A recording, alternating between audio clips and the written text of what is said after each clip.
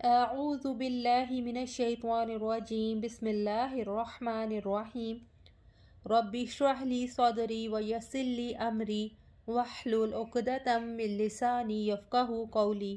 السلام علیکم ورحمۃ اللہ وبرکاتہ۔ آج ہم سورۃ البقرہ کی آیت نمبر 7 کریں گے، اس کی تفسیر کریں گے۔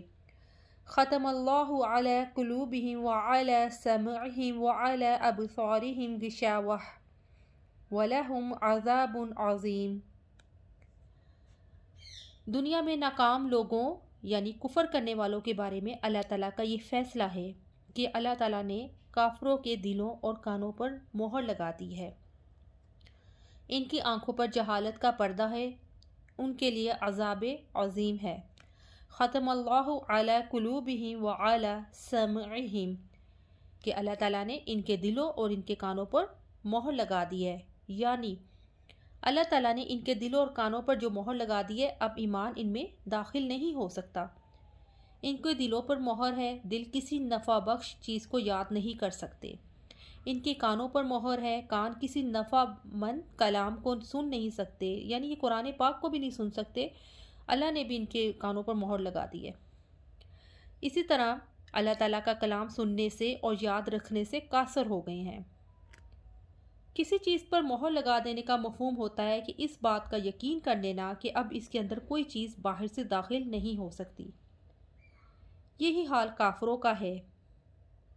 اللہ تعالیٰ نے ان کے دلوں کی ایسی حالت بنا دی ہے کہ وہ وعظ و نصیحت ان پر اثر انداز ہو ہی نہیں سکتی، اور حق بات اس میں داخل نہیں ہوتی، اور ان کی آنکھوں میں پردہ پڑا ہوا ہے جو ہر نفع بخش چیز کے دیکھنے میں مانع ہے۔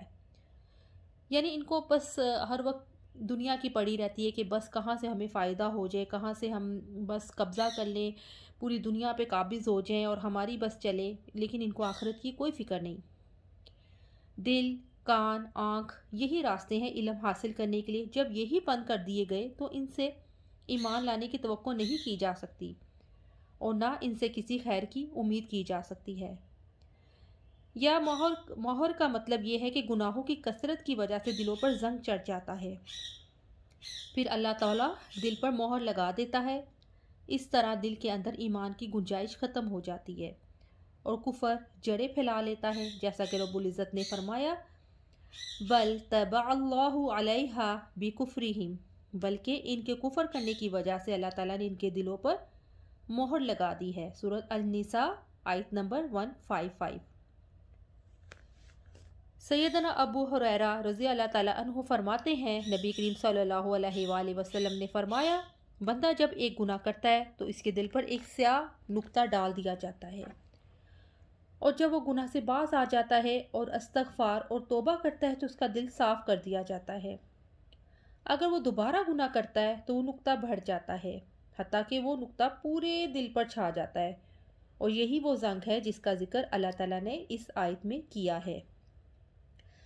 کلا بل ران علی قلوبہم ما کانوا یکسبون، ہرگز نہیں بلکہ ان کے دلوں پر ان اعمال نے زنگ لگا دیا ہے جو وہ کماتے ہیں۔ سیدنا حذیفہ رضی اللہ تعالیٰ عنہ سے روایت ہے کہ رسول اللہ صلی اللہ علیہ وآلہ وسلم نے فرمایا، فتنے دلوں پر ایسے آئیں گے کہ ایک کے بعد ایک جیسے بوریے کی تتلیاں ایک کے بعد ایک ہوتی ہیں، پھر جس دل میں وہ فتنہ رچ جائے گا تو اس میں ایک کالا داغ پیدا ہوگا، اور جو دل اس کو نہ مانے گا اس میں ایک سفید نورانی دھبا ہوگا، یہاں تک کہ اسی طرح کالے اور سفید دھبے ہوتے ہوتے دو قسم کے دل ہو جائیں گے۔ ایک تو خالص سفید دل چکنے پتھر کی طرح جس کو کوئی فتنہ نقصان نہ پہنچائے گا جب تک کہ آسمان و زمین قائم رہے، یعنی جب تک قیامت نہیں آئے گی۔ دوسرے کالا سفیدی مائل یا اوندے کوزے کی طرح جو نہ کسی اچھی بات کو اچھی سمجھیں گے اور نہ بری بات کو بری، مگر وہ جو اس کے دل میں بیٹھ جائے۔ یہ مسلم کی روایت ہے 144۔ اللہ تعالیٰ نے بندوں کے تمام افعال کے خالق ہونے کی حیثیت سے اس جگہ مہر لگانے کو اپنی طرف نسبت کرتے ہوئے یہ بتلا دیا کہ جب ان لوگوں نے قبول حق کی صلاحیت کو اپنے اختیار سے تباہ کرنا چاہا تو سنت الہی کے مطابق ہم نے وہ کیفیت ان کے قلوب اور حواس میں پیدا کر دی، یعنی गुनाह की एक सज़ा ये भी होती है कि एक गुनाह दूसरे गुनाह को खींच कर लाता है, जिस तरह नेकी का बदला ये भी होता है कि एक नेकी दूसरी नेकी को खींच कर लाती है। आखिरत की कामयाबी के लिए जिन खसूसियात को अपने अंदर पैदा करने की ज़रूरत है, उनको मानने से इंसान जब इनकार करता है तो सोचने समझने के तमाम ज़राए यानी आँखें, कान, दिल सब मुखालिफ समत में चल निकलते हैं। फिर कोई बात समझ नहीं आती, फिर आँखें हक नहीं देखती, कान हक बात नहीं सुनते, दिल में हक बात समझने के लिए गुंजाइश ख़त्म हो जाती है। फिर इंसान मुसलसल बुरे अमाल करता है। अस्तगफिरुल्लाह।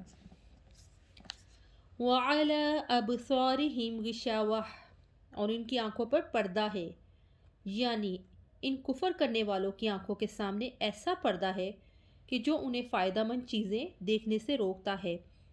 हक का इनकार करने के लिए दो बातें ऐसी हैं जो इंसान के रास्ते की रुकावट बन जाती हैं। नंबर 1 तकब्बुर, नंबर 2 दुनिया की मोहब्बत। इन्हीं की वजह से इंसान के अंदर मुखालफाना जज्बात जाग उठते हैं और इंसान हक बात समझ नहीं पाता, ख्वाह उसके लिए कितने ही दिल रखते दलाइल दिए जाएं। इसी चीज़ को कुरान में गिशावाह कहा गया है, यानी इनकी आंखों पर पर्दा पड़ गया है। फिर आंखें कायनात में फैली हुई अल्लाह ताला की निशानियां देखने से महरूम रहती हैं, यूं दिलों पर पर्दे पड़ जाते हैं। समाअत, बसारत और कल्ब ही वो ज़राए है जिनसे इल्म और भलाई के हसूल में मदद ली जा सकती है। इन ज़राए से फ़ायदा उठाने पर पाबंदी आयद कर दी गई है, लिहाजा इनसे किसी भलाई की उम्मीद नहीं रखी जा सकती। इन पर ईमान के दरवाजे बंद कर दिए गए हैं। रब्बुल इज़्ज़त ने फरमाया, वनुक़ल्लिबु अफ़ईदातहुम व अबसारहुम कमा लम युमिनू बिही अव्वला मर्रतिन व नज़रुहुम फ़ी तुग़यानिहिम यअमहून।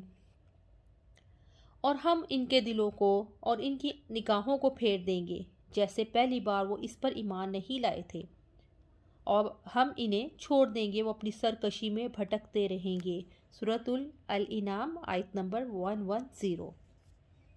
ये दुनिया का अजाब है। वलहुम अज़ाबुन अज़ीम, और इनके लिए बहुत बड़ा अजाब है। ये आखिरत का अजाब जहन्नम का अजाब है जो अल्लाह रब्बुल इज़्ज़त की नाराज़गी की वजह से काफिरों को दिया जाएगा। या अरहमुर राहिमीन, हमें ऐसे लोगों में हरगिज़ हरगिज़ शामिल ना फरमाना जो आपके गज़ब को आवाज़ दें और आपके अजाब के मुस्तहिक हो जाएं। याद रखने की बात यह है कि ईमान उन्हीं लोगों के हिस्सों में आता है जो अल्लाह ताला की दी हुई सलाहियतों का सही इस्तेमाल करते हैं। मसलन आँखें कायनात में रब की निशानियाँ देखें, कान हक बात सुनने के लिए आमादा हों और दिल सच्चाई को कबूल करे। अल्लाह ताला ने हदायत का रास्ता आसान कर दिया है। अब अगर ये मुशक्क़त उठाएं तो अल्लाह ताला इन्हें तौफीक देगा, जैसा कि फरमाया, वल्लज़ीना जाहदू फ़ीना लनहदियन्नहुम सुबुलना व इन्नल्लाहा लमअल मुहसिनीन। और जिन्होंने हमारी खातिर पूरी कोशिश की उन्हें हम ज़रूर अपने रास्ते दिखाएंगे, और बिलाशुबा यकीनन अल्लाह ताला नेक लोगों के साथ है। सूरत अल अकबूत आयत नंबर 69। तो ये हमारे आयत नंबर 7 की तफसीर थी, और इंशाल्लाह कल हम आयत नंबर 8 की तफसीर पढ़ेंगे। सुब्हानक अल्लाहुम्मा व बिहम्दिका अशहदु अन ला इलाहा इल्ला अंता अस्तगफिरुका व अतूबु इलैक। अस्सलामु अलैकुम व रहमतुल्लाहि व बरकातुहू।